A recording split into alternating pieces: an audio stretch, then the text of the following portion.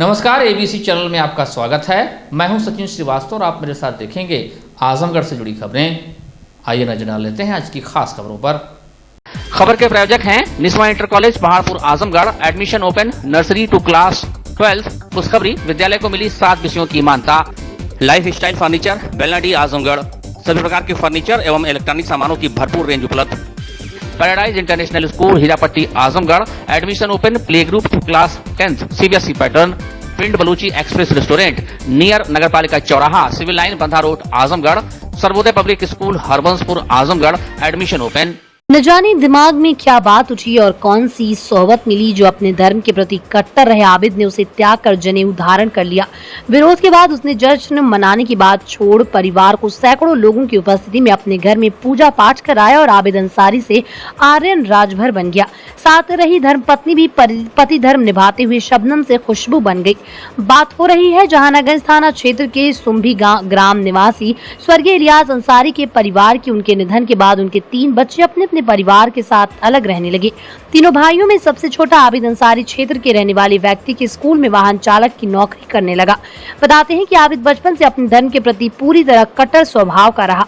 झगड़ालू स्वभाव के नाते लोग उसका विरोध कर पाने की हिम्मत भी नहीं जुटा पाते थे। अचानक न जाने क्या उसके मन में आया और वह हिंदू देवी देवताओं के प्रति आकर्षित हो गया। ये बात उसने अपने खास लोगों को बताई, लेकिन किसी ने उस पर ध्यान नहीं दिया। करीब 6 माह की मानसिक जद्दोजहद के बाद भी उसका धर्म बदलने का इरादा धूमिल नहीं हुआ और उसने अपने स्कूल प्रबंधक को इस्लाम धर्म त्याग कर सनातन धर्म ग्रहण करने की मंशा बताई। स्कूल प्रबंधक भी अपने चालक की बात सुनकर हैरान रह गए, लेकिन अपनी धुन रमा आबिद अपने इरादे को अटल रखा। गांव में उसने ये भी शोर मचाया कि जिस दिन जनेऊ धारण करूंगा उस दिन गाजे बाजे के साथ धर्म ध्वजा फहराऊंगा। इस बात की जानकारी होने पर शनिवार को कुछ लोगों ने इसका विरोध किया। बात जिद पर आई और रविवार को उसने सार्वजनिक घोषणा करते हुए अपने ही घर में देवी देवताओं की प्रतिमा लगाकर वैदिक रीति रिवाज से हिंदू धर्म ग्रहण कर लिया। साथ ही उसकी पत्नी शबनम ने अपना खुशबू नाम कर लिया, तो उसके 2 पुत्र व 2 पुत्रियों ने भी नामकरण किए गए। बताते हैं कि इस आयोजन के समय जिला मुख्यालय से गए कई माननीय लोग भी कार्यक्रम में शामिल हुए। शाम को आर्यन राजभर ने सहभोज कर सभी को आमंत्रित किया, जिसमें क्षेत्र के लोगों ने बढ़ चढ़ कर हिस्सा लिया। इस घटना की चर्चा क्षेत्र में जोरों पर है।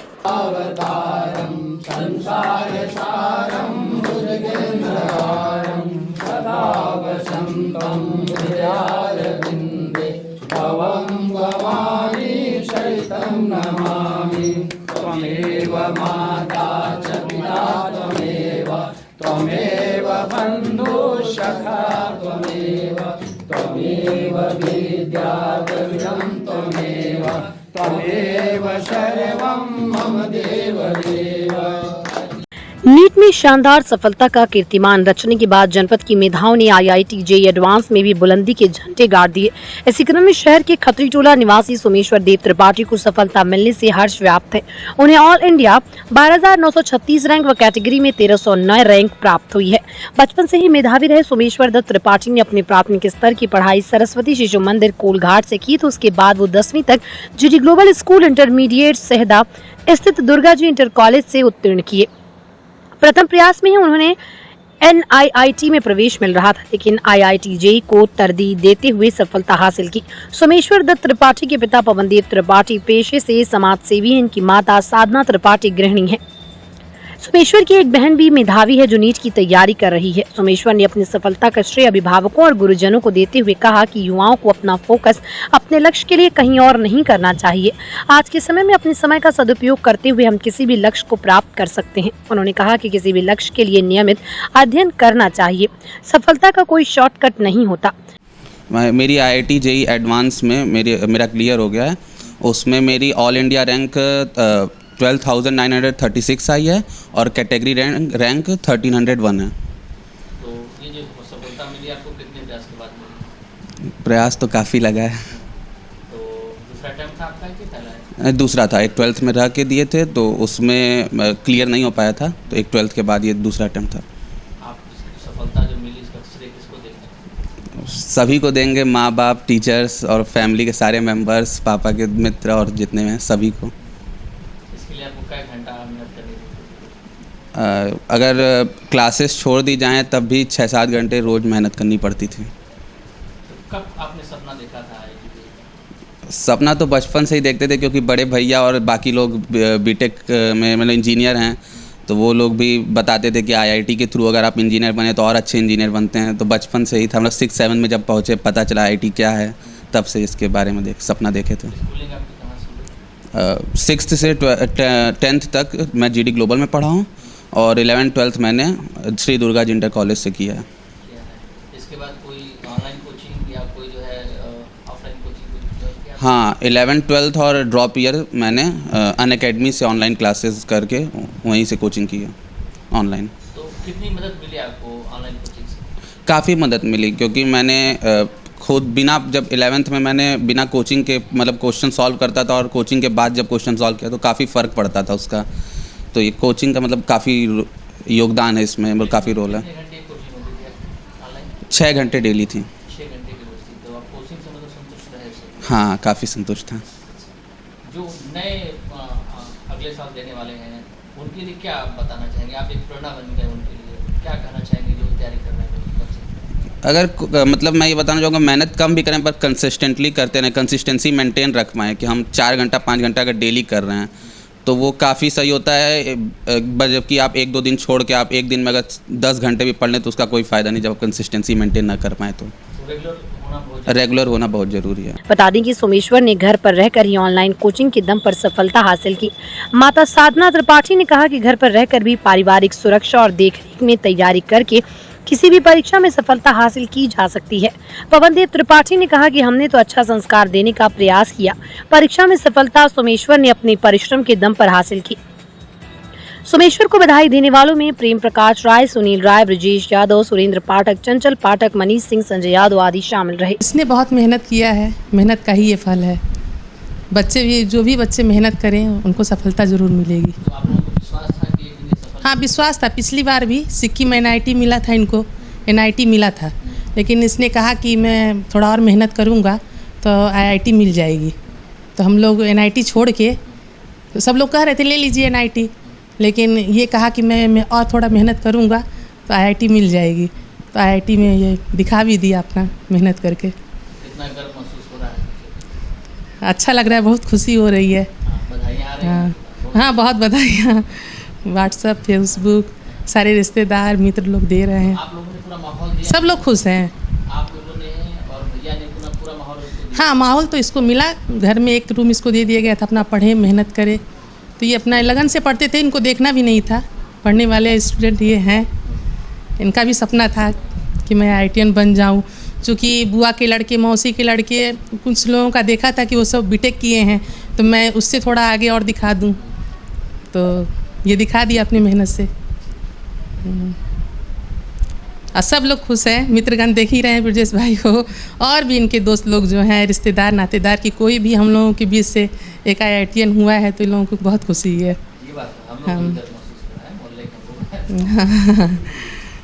केंद्र में मोदी सरकार के 9 वर्ष पूर्ण होने पर भारतीय जनता पार्टी द्वारा पूरे देश में हर लोकसभा क्षेत्र में करीब 20,000 लोगों की जनसभा आयोजित कर मोदी सरकार की उपलब्धियों को बताया जा रहा है। इसी क्रम में आजमगढ़ लोकसभा क्षेत्र में शहर से सटे करतारपुर क्षेत्र में स्थित एक मैदान में जनसभा का आयोजन किया गया। 22 जून को आयोजित जनसभा को उत्तर प्रदेश सरकार के डिप्टी CM ब्रजेश पाठक संबोधित करेंगे। जनसभा को सफल बनाने के लिए भारतीय जनता पार्टी के कार्यकर्ताओं ने पूरा दमखम लगा दिया। सोमवार को भारतीय जनता पार्टी के जिला अध्यक्ष ध्रुव सिंह, प्रदेश कार्य समिति सदस्य अखिलेश मिश्रा गुड्डू, अपर जिलाधिकारी प्रशासन अनिल कुमार मिश्र और SP ट्रैफिक संजय कुमार ने जनसभा स्थल का निरीक्षण किया। इस दौरान ADM प्रशासन ने बताया कि डिप्टी CM की जनसभा को देखते हुए सुरक्षा के कड़े प्रबंध किए गए हैं। रैली की तैयारियां अंतिम दौर में चल रही हैं। बीजेपी जिला अध्यक्ष ध्रुव सिंह ने कहा कि PM नरेंद्र मोदी की सरकार के 9 वर्ष पूर्ण होने पर पूरे देश में उपलब्धियों को बताने के लिए जनसभा आयोजित की जा रही है। इसी क्रम में आजमगढ़ में 22 जून सुबह 10 बजे जनसभा आयोजित है, जिसको उप मुख्यमंत्री ब्रजेश पाठक संबोधित करेंगे। बताया कि जनसभा की तैयारियां जोरों से चल रही हैं। करीब 25,000 लोग जनसभा में शामिल होकर डिप्टी CM के विचारों को सुनेंगे। डिप्टी CM माननीय श्री ब्रजेश पाठक जी का कार्यक्रम 22 तारीख को यहाँ पे हमें सूचना मिली हुई है। यहाँ पे पार्किंग वगैरह की सारी व्यवस्थाएं देखी जा रही है। सुरक्षा के पर्याप्त मुकम्मल इंतजाम है और कोई सुरक्षा में ढील नहीं। जो देश के यशस्वी प्रधानमंत्री हैं माननीय मोदी जी, उनका 9 वर्ष का कार्यकाल बहुत ही सराहनीय पूर्वक गरीब कल्याण का जो पूरा हुआ है सुशासन का, उसके संबंध में सारे अपने पूरे देश के अंदर जनसभाएं हो रही हैं और 20-20 हज़ार की जनसभा पार्टी ने लक्ष्य लिया है। यहाँ भी हमारे 20 हज़ार की जो है रैली होने वाली है। अपने उत्तर प्रदेश के उप मुख्यमंत्री, देश के यशस्वी प्रधानमंत्री के रैली के उपलक्ष्य में अपने माननीय जयेश पाठक जी आ रहे हैं और हम लोग इस रैली को सफल बनाने के ऐतिहासिक रैली हो 22 हज़ार लोगों को यहाँ बुलाने का पार्टी ने लक्ष्य लिया है। उसके लिए मैदान, माइक, सब हेलीपैड बन रहा है। वो 22 तारीख को 10 बजे यहाँ पर आ जाएंगे, हेलीकॉप्टर उनका उतर जाएगा क्योंकि उनकी 4 जनसभाएं हैं उस दिन।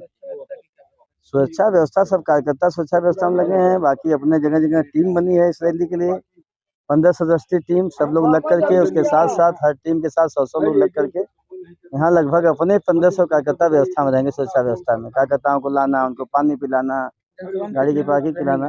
जनसभा में 25 हज़ार लोगों का लक्ष्य है और कार्यकर्ता उत्साहित हैं। मोदी जी को काम को देखते हुए, योगी जी को काम को देखते हुए, सांसद निरहुआ काम को देखते हुए और भारी संख्या में यहाँ पर जुटेंगे। एक ऐतिहासिक यहाँ नगर के नरौली स्थित सारंग डायग्नोस्टिक सेंटर का रविवार को शुभारंभ किया गया। प्रतिष्ठान का उद्घाटन प्रदेश सरकार के कृषि मंत्री, कैबिनेट मंत्री सूर्य प्रताप शाही ने फीता काट कर एवं दीप प्रज्वलन कर किया।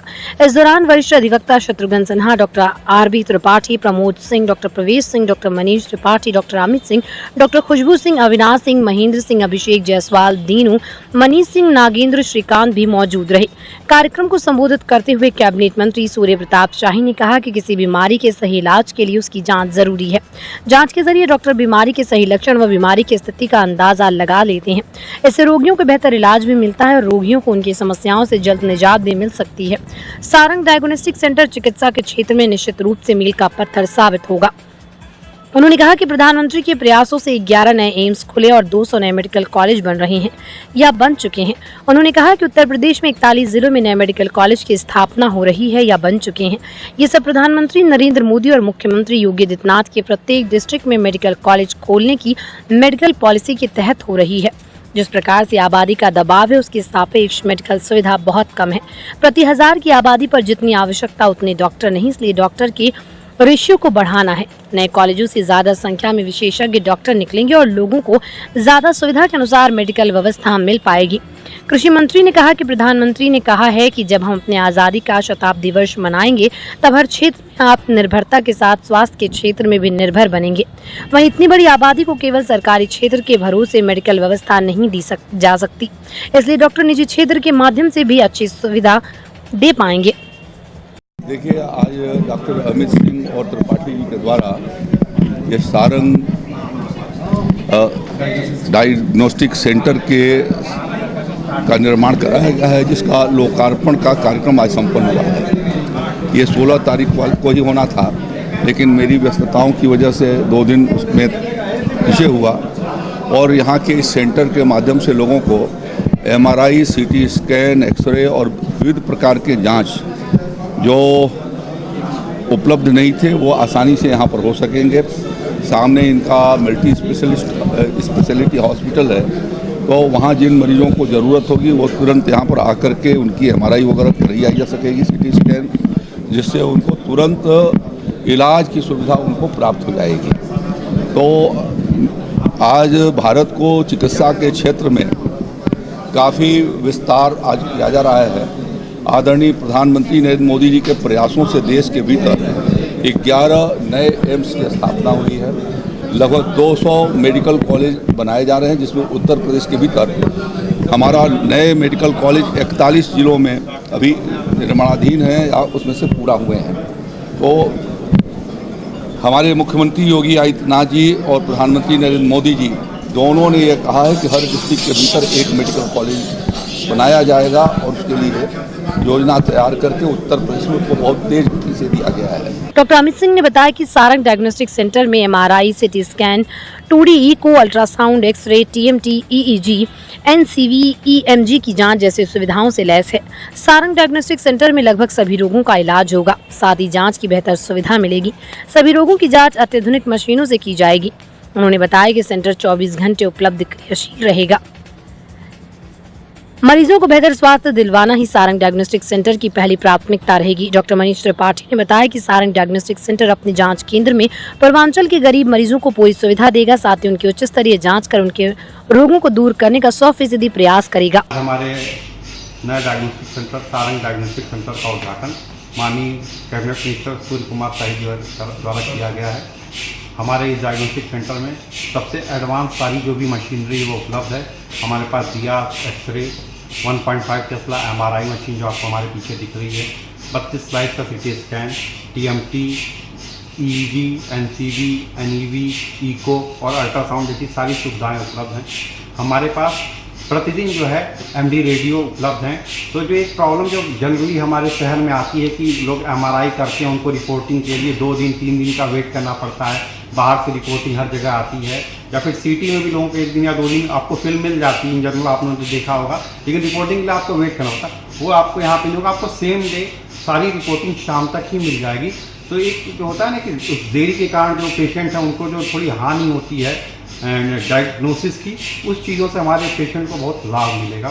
और हमारी ये कोशिश है कि हम बहुत अच्छा से अच्छा करें और हमारे जितने भी शहरवासी हों उनको जो डायग्नोसिस रिलेटेड इश्यूज़ हैं उसको हम कम समय में और अच्छी तरह से ये सुविधाएं प्रदान करके लोगों को रोग से जल्दी निदान प्रदान करने की कोशिश करेंगे। भीषण गर्मी और हीट वेव के समय पूरे जिले के स्वास्थ्य केंद्रों में तैयारियों को दावा करने वाले स्वास्थ्य विभाग की पोल जिला महिला अस्पताल में ही खुल रही है। भीषण गर्मी व अस्पताल में अव्यवस्था के चलते मरीज गर्मी से बिलबिला रहे हैं। हालत यह है कि मरीज घरों से फर्राटा पंखा लेकर अस्पताल में पहुंचे। इस भीषण गर्मी में बीमार पड़े मरीज के साथ साथ गर्मी से बेहाल हैं। ये तस्वीरें जिला महिला अस्पताल की है। भीषण गर्मी में मरीज घर से एक्सटेंशन तार, बोर्ड व पंखा लेकर पहुंचे। वार्डों में पंखे जरूर लगे हुए हैं, 2 से 3 बेड में एक पंखा इस भीषण गर्मी में काम नहीं कर रहा। इस पूरे वार्ड में एक कूलर लगा है, लेकिन बिना पानी के वो लू फेंक रहा है। कई बेड पर पंखे नहीं है, जिससे लोग हाथ पंखा झलकर इस भीषण गर्मी में अपना जैसे तैसे बचाव कर रहे हैं। मरीजों के तीमारदारों का कहना है कि महिला अस्पताल की पूरी व्यवस्था ही चौपट है। डॉक्टर देखने के लिए नहीं पहुंच रहे, पीने का पानी 48 घंटे बाद मिल रहा है, तो वो गर्मी से लोग बेहाल हैं। शिकायत करते रहिए लेकिन सुनने वाला कोई नहीं। कूलर और पंखा होने के बावजूद भी इमरजेंसी वार्ड में मरीजों को गर्मी से तड़पना पड़ रहा है। मैं सब अवगत करा देना चाहता हूँ, 24 आवर में यहाँ की जो है पानी की व्यवस्था नहीं थी। मैं CMS को खुद फ़ोन करके उनको अवगत कराया और उनके द्वारा 48 घंटे बाद पानी की व्यवस्था करवाई गई। शौचालय पूरे रूप से गंदा था, उसकी व्यवस्था मैंने अवगत करवाया तब जाके हुआ। और आपको बता देना चाहता हूँ यहाँ पे भीषण गर्मी है और यहाँ पे जो पेशेंट भर्ती हैं उनके घाव पकने का डर है सबसे बड़ी बात। और दूसरी बात ये कि जितने बच्चे पैदा हुए हैं सब इन्फेक्टिव हुए हैं। टोटल ऑल इन वन जितने बच्चे यहाँ पे वार्ड में हैं सारे इन्फेक्टिव हैं, सबको बुखार आ रहा है। मैं फिर फ़ोन करके एक बार अवगत कराया, उसके बाद भी अभी पूरा CMO तक मैंने फ़ोन किया। आज CMO साहब आए थे वार्ड में, हमसे पूछे क्या दिक्कत, हम कहे बताएं सारी व्यवस्था। अब तक कोई निस्तारण नहीं, स्वयं CMO स्वयं आके यहाँ से चले गए, आज सुबह की बात है। अच्छा, जिस तरीके से रात के 10 बज रहे हैं, 11 बजेंगे, 12 बजेंगे, व्यवस्था बिजली की क्या है, पंखा, लाइट, इस तरीके की किस तरीके की? भाई साहब आपको बता देना चाहता हूँ, मैं स्वयं 2500 का उषा का सामने महिला अस्पताल के सामने दुकान है, वहाँ से खरीद के ला के मैं अपने बीवी बच्चों के लिए लगाया हूँ।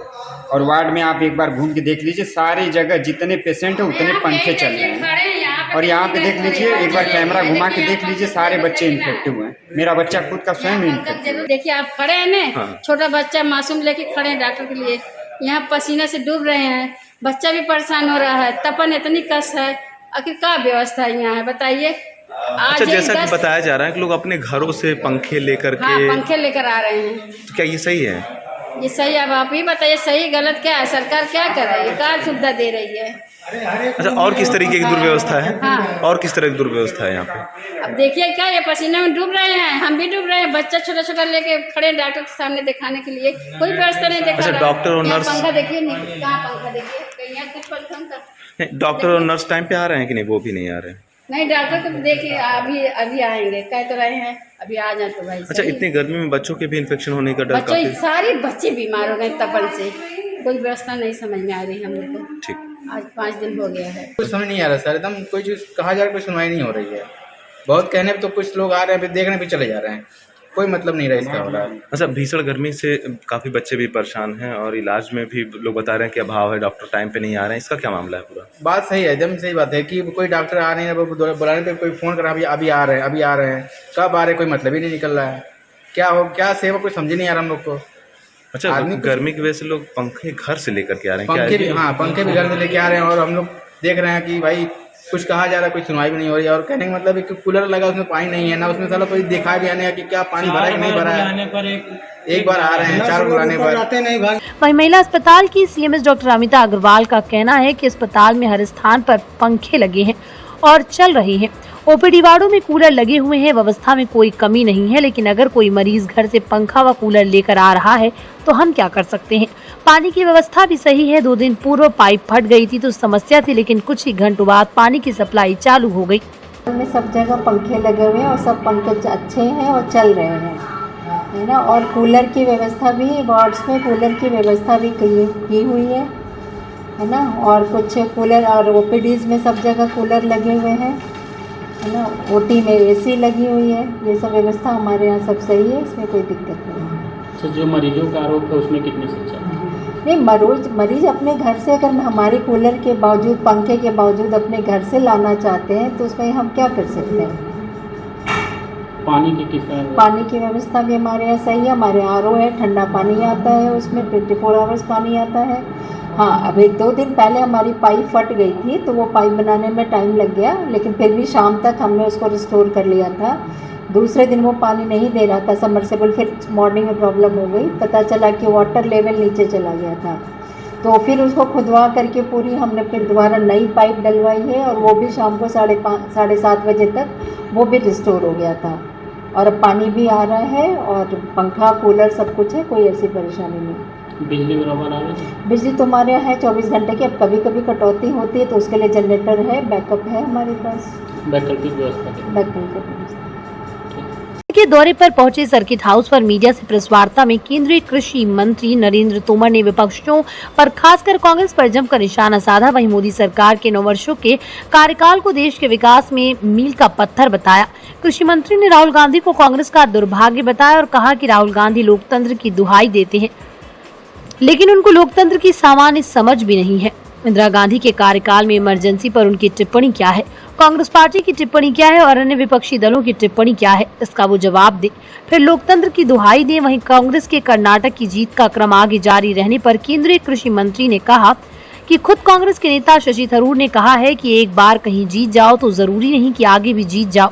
विपक्षी दल आइसोलेट हो गए, ये लोग क्षुद्र और संकीर्ण राजनीति कर रहे हैं, इसके कारण कुछ अखबार में ये लोग जगह पा जाए, इससे कुछ ज्यादा नहीं। महागठबंधन पर मंत्री ने कहा कि तमिलनाडु के मुख्यमंत्री उत्तर प्रदेश में क्या क्या कर लेंगे, पश्चिम बंगाल की मुख्यमंत्री उत्तर प्रदेश में आकर कितना प्रभावित कर सकती है, ऐसा कुछ नहीं है। ये केवल क्षुद्र राजनीति के चलते एकजुटता दिखाने का कोई मतलब नहीं है और ये भी चुनाव से पहले तक नहीं रहेगा। वहीं कृषि मंत्री ने कहा कि यूपीए की सरकार घोटालों की सरकार थी, लेकिन नरेंद्र मोदी की सरकार में एक भी घोटाला नहीं हुआ है, कोई भ्रष्टाचार नहीं हुआ। उनको तकलीफ इसलिए है कि 11 करोड़ किसानों के खातों में 2.5 लाख करोड़ रुपए में आए।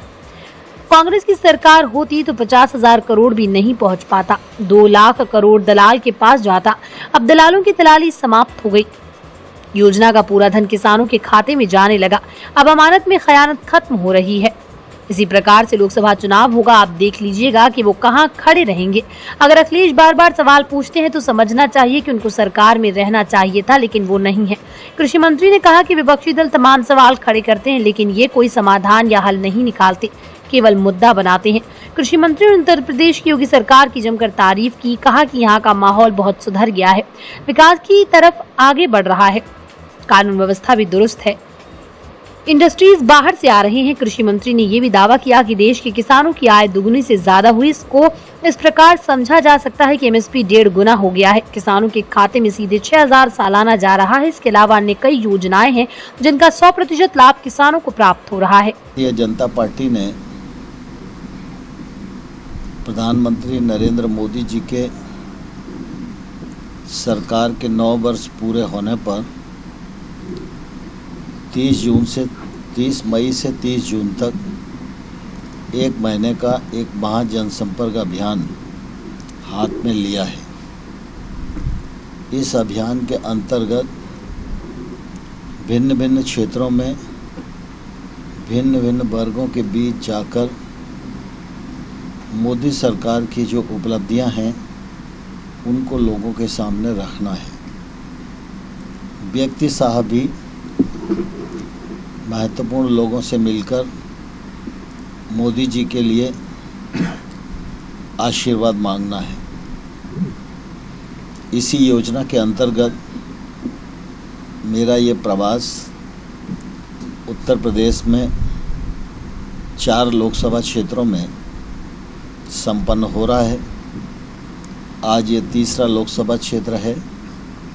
इससे पहले रायबरेली और श्रावस्ती में मैं 4 दिन होके आया हूँ और कल से फिर अंबेडकर लोकसभा क्षेत्र में रहूँगा। मोदी सरकार के 9 वर्ष उपलब्धियों से भरपूर हैं। इन 9 वर्षों में मोदी जी ने देश की बुनियाद को मजबूत करने का काम किया है। जो बीच में बहुत सारे गैप्स थे उनको भरने का एक सफल प्रयत्न किया है और सभी वर्गों और सभी क्षेत्रों का कल्याण और विकास सुनिश्चित किया है। लोग कह रहे हैं जिन्होंने देश में 50 वर्षों तक सरकार चलाई और 50 वर्षों की सरकार का एक पॉइंट भी उपलब्धि के रूप में उनके खाते में नहीं है। नकारात्मक बात वही करते हैं जिनके पास सकारात्मक माल नहीं होता और इसी दृष्टिकोण के आधार पर देश की जनता ने विचार किया और कांग्रेस को पूरी तरह आइसोलेट कर दिया। जहाँ तक विपक्ष का सवाल है, ये विपक्ष का एकता का जो ढिंढोरा पीटा जाता है, ये कोई महागठबंधन होगा नहीं। ये जनता को ठगने का मामला है और इनकी कोई हैसियत दूसरे राज्यों में नहीं है। सर, किसानों की 2 गुना जो आय है उसको लेकर बड़े सवाल खड़े किए जाते हैं कि जो छोटे किसान हैं उनकी कोई स्थिति में सुधार नहीं हुआ। मैं समझता हूँ कि सवाल खड़े करना एक पक्ष है। राजनीति में जो विपक्ष के लोग हैं उनके पास सिर्फ सवाल हैं, लेकिन जवाब ढूंढने का प्रयत्न और उसके लिए परिश्रम करना उनके एजेंडे में नहीं है। लेकिन आप सब पत्रकार मित्र हैं, लिखते पढ़ते हैं, बड़े संस्थान के में काम करते हैं। मैं आपको एक रास्ता बताना चाहता हूँ, यदि आप चाहें तो उसको विश्वसनीय तरीके से खोज भी सकते हैं और स्टोरी भी कर सकते हैं। वैसे देश भर में इन 9 वर्षों में किसान की आमदनी 2 गुनी से अधिक बढ़ी है। मैं 2 ही पॉइंट आपको बताता हूँ। एक तो एमएसपी 1.5 गुना हो गई, तो एमएसपी का फ़ायदा मिल रहा है कि नहीं मिल रहा है किसानों को, और खाते में मिल रहा है। पहले एमएसपी पे 5 रुपया बढ़ता था, अब 50% मुनाफे के साथ एमएसपी घोषित हो रही है। दूसरा, 6,000 रुपये प्रतिवर्ष आय में इजाफा हुआ या नहीं हुआ। तीसरा, खेती के क्षेत्र में किसान के लिए जो अनेक और योजनाएं प्रारंभ की हैं, उन सब योजनाओं का लाभ भी किसानों को मिल रहा है। इस बार मिलेट्स ईयर पूरी दुनिया में मनाया जा रहा है। मोटे अनाज की मांग दुनिया में बढ़ेगी तो भारत में पैदावार बढ़ाना पड़ेगी। पैदावार बढ़ेगी तो छोटा किसान ही उस पैदावार को करेगा। जब मांग बढ़ेगी तो भाव का उचित मूल्य उसे मिलेगा। प्रोसेसिंग बढ़ेगी तो एक्सपोर्ट होगा। दूसरा, इस बात को तायद करना है तो मैं एक उदाहरण आपको देना चाहता हूँ। पिछले दिनों श्रीनगर गया था। श्रीनगर में केसर की खेती होती है और वहाँ पर हम लोगों ने एक सेंट्रल गवर्नमेंट की तरफ से केसर पार्क बनाया। तो वहाँ मैं किसानों से बातचीत कर रहा था पार्क में, तो एक किसान ने खड़े होकर कहा कि पहले साहब केसर हम पैदा करते थे तो 1 लाख रुपया किलो केसर का हमको मिलता था, लेकिन ये केसर पार्क बनने के बाद हम अपना माल लेके आते हैं, इसको यहाँ प्रोसेस करते हैं और प्रोसेस करने के बाद जब मार्केट में भेजते हैं तो वो 1 लाख रुपए की केसर 2-2.25 लाख रुपए किलो के हिसाब से बिकती है। इस केसर पार्क का सीधा हमको डबल इनकम का फ़ायदा हुआ है। दूसरा, आज़ादी के 75 साल हो रहे थे, इसलिए हमने देश भर में कृषि विज्ञान केंद्र और बाकी एजेंसियों के माध्यम से देश में 75,000 किसानों का एक डेटा डेवलप किया है, जो ICAR की वेबसाइट पर है। उस वेबसाइट पर आपके ज़िले का भी आंकड़ा है और उसमें किसान की अपनी ज़बान से कहा हुआ उसका कथन है।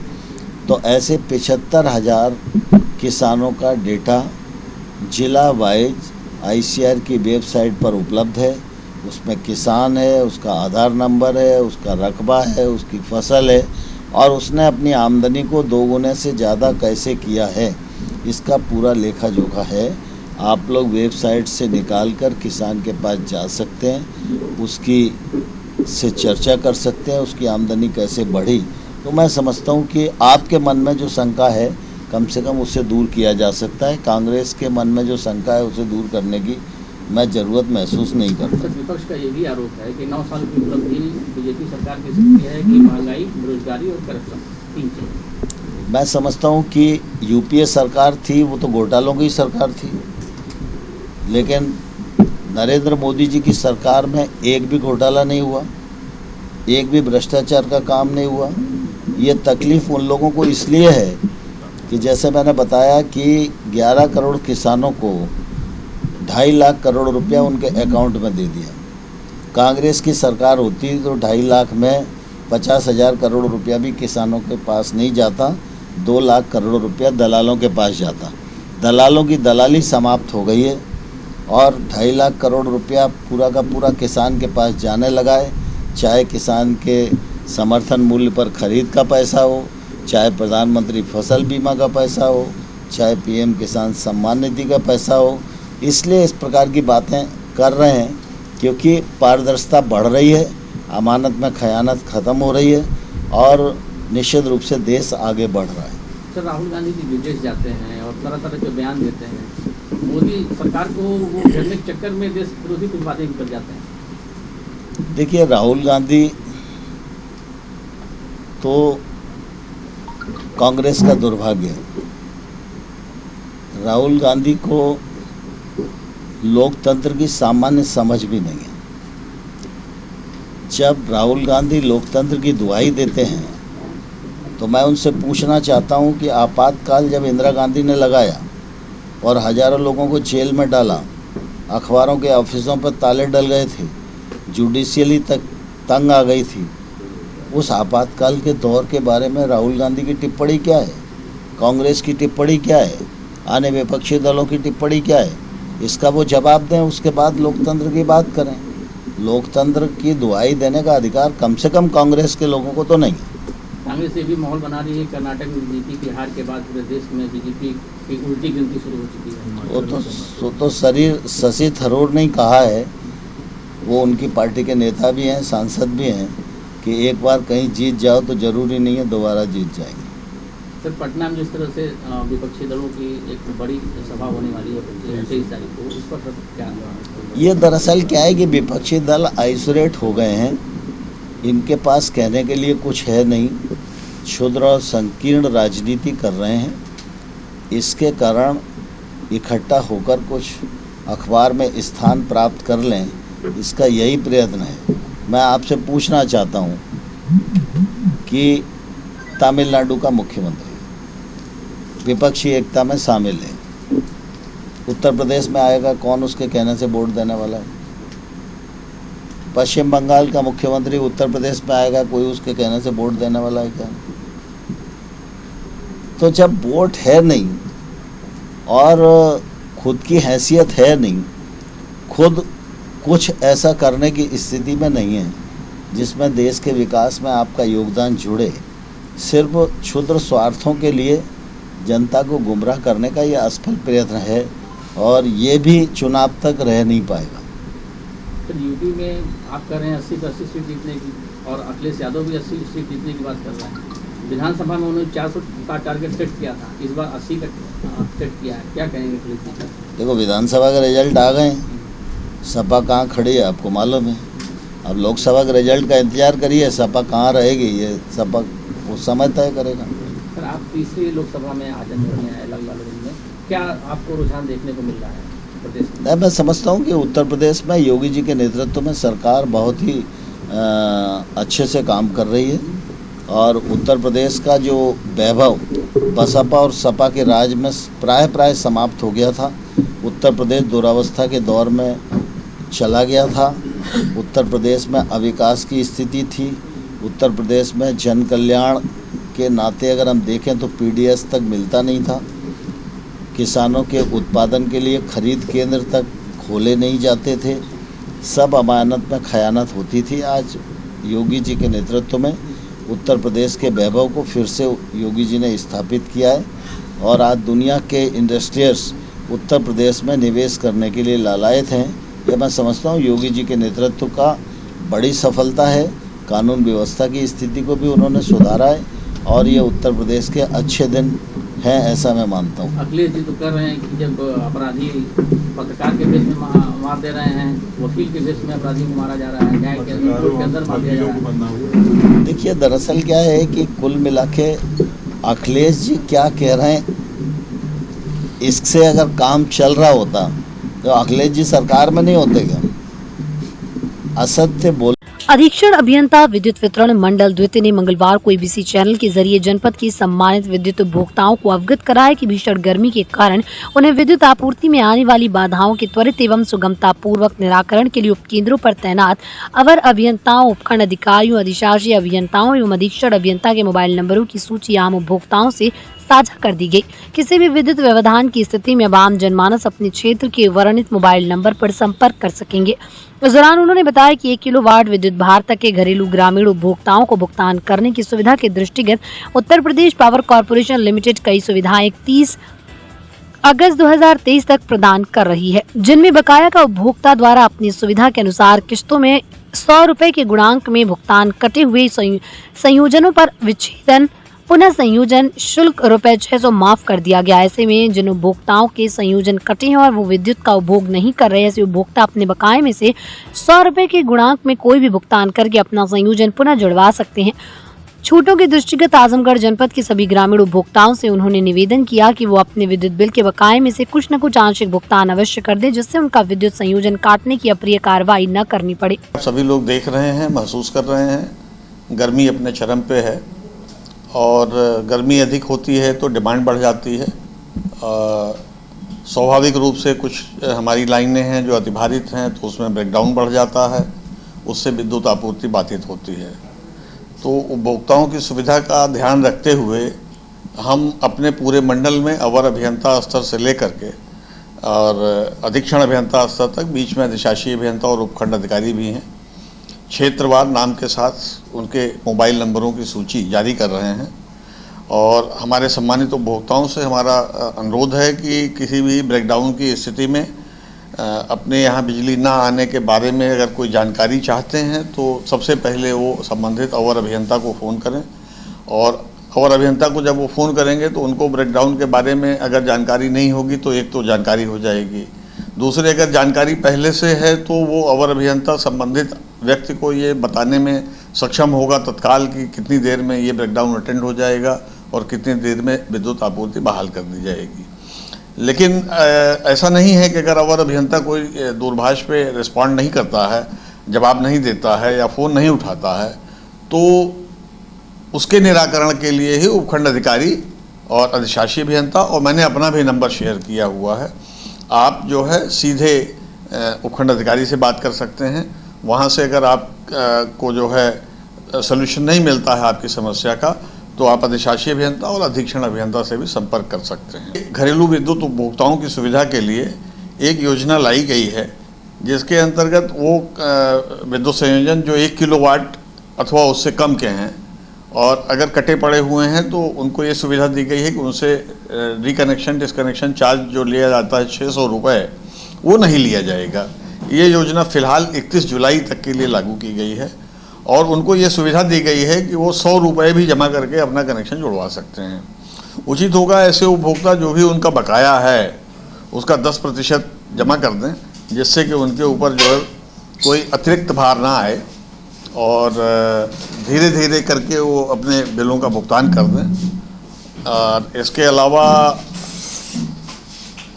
मेरा जो बाकी उपभोक्ता हैं, जो 1 किलोवाट से ज़्यादा भार के उपभोक्ता हैं, घरेलू विधा के, उनसे मेरा बहुत ही विनम्र निवेदन है कि वो भी जो 100 रुपये के गुणांक में बिल भुगतान की सुविधा दी गई है माननीय ऊर्जा मंत्री जी द्वारा, उस सुविधा का लाभ उठाएं और अपने बकाये के 10% के बराबर धनराशि जमा कर दें। ऐसी स्थिति में जो उपभोक्ता 10% बकाये की धनराशि जमा कर देगा अपने बिल की बकाये की, उसका कनेक्शन नहीं काटा जाएगा। ये है कि 50,000 से ऊपर के जो बकायेदार उपभोक्ता हैं, अगर वो आंशिक भुगतान नहीं कर रहे हैं तो ऐसे उपभोक्ताओं का मीटर और केबल निकाल करके उसकी पीडी कर दी जाए। और अगर मेरा ये संदेश आप तक पहुंच रहा है और आपको विद्युत का उपयोग नहीं करना है, आपका कनेक्शन कटा पड़ा हुआ है और रुपये 50,000 से ज़्यादा का बकाया है, तो मेरी आपको ये सलाह है कि आप संबंधित खंड कार्यालय, उपखंड कार्यालय में संपर्क कर लें और अपने कनेक्शन की पीडी करा दें। और पीडी के बाद जो धनराशि बनती है, जो फिक्टिशियस होगा उसका वेबल हो जाएगा, लेकिन जो मूल धनराशि बनेगी उसका आप भुगतान कर दें। और अगर आप ऐसा नहीं करते हैं तो अन्यथा की स्थिति में हमारे पास कनेक्शन की पीडी करके आरसी के माध्यम से वसूली करने के अलावा कोई विकल्प नहीं होगा। और ये एक अप्रिय बात होती है, लेकिन हमारी भी जो है कार्य की जो मजबूरी है, जो नियमों की मजबूरी है, उसमें हमको ये अप्रिय कार्रवाई करनी पड़ती है। हमारी आरडीएसएस की योजना है, उसमें बहुत ही विस्तृत कार्यक्रम है हमारा। जितनी लाइन स्ट्रेंथनिंग का 11 kV और 33 kV की लाइन की स्ट्रेंथनिंग का काम कर रहे हैं, उनकी क्षमता बढ़ाई जा रही है। लेकिन ये कार्य अभी प्रक्रियाधीन है और आशा है मुझे कि अगले वर्ष इस तरीके की समस्या नहीं होगी। Niswa inter college Paharpur Azamgarh, admission open, class nursery to 12, Hindi and English medium, affiliated to UP board, excellent teaching method, conducting various competitions, co-curricular activities, ensure overall growth of your child, complete education with confidence, well-maintained computer lab, science lab, CCTV surveillance, ventilated classroom and safe compound, transport facility available। खुशखबरी विद्यालय को विज्ञान, commerce, गृह विज्ञान, शिक्षा शास्त्र, नागरिक शास्त्र, भूगोल तथा समाज शास्त्र विषयों की मिली मान्यता। लिमिटेड सीट्स, एडमिशन के लिए जल्दी करें। देश का नामचीन रेस्टोरेंट पिंड बलूची एक्सप्रेस अब आपके शहर में नियर नगर पालिका चौराहा, civil line, Bandha road, Azamgarh. 11 राज्य के 18 शहरों में 62 रेस्टोरेंट्स, धूम मचाने के बाद 63वां रेस्टोरेंट आजमगढ़ में। पिंड बलूची एक्सप्रेस रेस्टोरेंट में आपको मिलेगा नॉर्थ इंडियन वेज और नॉन वेज की लजीज और जायकेदार डिशेस। रेस्टोरेंट में उत्तर भारत, खासकर दिल्ली व पंजाबी स्टाइल के वेज नॉन वेज रेसिपी की विशेष सौगात। लजीज व्यंजनों के शौकीन आजमगढ़ वासियों को मिलेगा दाल मखनी, दही कबाब, ढाबा मटन, चिकन, अजवाइन का अनोखा स्वाद। आपके रेस्टोरेंट का नया पता, पिंड बलूची एक्सप्रेस, नियर नगर पालिका चौराहा, civil line, Bandha road, Azamgarh. Sarvodaya public school near RTO office, Harbanspur, Azamgarh, affiliated to CBSE, admission open for classes nursery to 9th and 11th, dedicated, experienced and well qualified staff, computer science from class 1st onwards, playground with lush green campus, yoga, art and craft, drawing, music, dance classes, separate composite laboratories, separate classes for girls, well-stocked library, hostel facility available, free health checkup in Sarvodaya Hospital. Paradise International School, Hirapatti, Azamgarh, admission open, play group to class 10. CBSE pattern English medium school, in-house developed digital learning platform. True digital smart school, well-qualified teaching staff, well-designed composite science lab, fully equipped computer lab, fully furnished library, edge per CBSE standards, outdoor and indoor play facility for overall development. Our branch Kids Paradise Fun of Learning Playgroup section of Paradise International School, 200 plus design activity kits and play zone for Kids Paradise Playgroup section. Life style furniture, Belnadi, Azamgarh. सभी प्रकार के furniture एवं electronic सामानों की भरपूर range उपलब्ध। हमारे यहाँ EMI की सुविधा 0% ब्याज पर उपलब्ध। इलेक्ट्रॉनिक सामानों में LED TV, refrigerator, washing machine, air conditioner, air cooler, deep freezer, water cooler, mixer, juicer, iron, fan और इंडक्शन। फर्नीचर के सामानों में बेड, सिंगारदान, अलमारी, सोफा, मेज, कुर्सी, रिवॉल्विंग चेयर, रैक, स्टूल, संडली, सीढ़ी, गद्दा इत्यादि। शादी विवाह की हो तैयारियां, ऑफिस और घर के लिए सामानों की करनी हो खरीदारी, पहुंचिए life style furniture, Belnadi, Azamgarh.